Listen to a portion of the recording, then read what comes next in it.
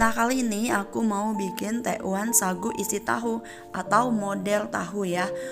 Rasanya enak sekali ini. Untuk bahan-bahannya sendiri di sini saya gunakan 75 gram terigu, 150 gram tapioka, kemudian tambahkan garam secukupnya, kemudian diaduk. Setelah itu tambahkan air panas. Ini airnya benar-benar mendidih, lalu diaduk. Setelah diaduk, dibentuk seperti ini, kemudian diisi tahu, dibentuk dengan lonjong-lonjong seperti ini. Setelah dibentuk semua, adonan ini akan kita rebus di dalam air yang mendidih seperti ini. Ini gunakan api kecil ya. Nah, untuk bumbunya bawang merah, bawang putih, lada ditumis seperti tadi ya jadinya. Kemudian ini udah aku siapin. Tambahkan daun bawang, kemudian rebus, cicip, lalu seperti ini penyajiannya.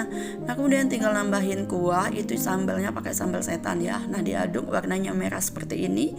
Kemudian bisa tambahkan kecap. Model isi tahu atau tekwan sagu siap dinikmati.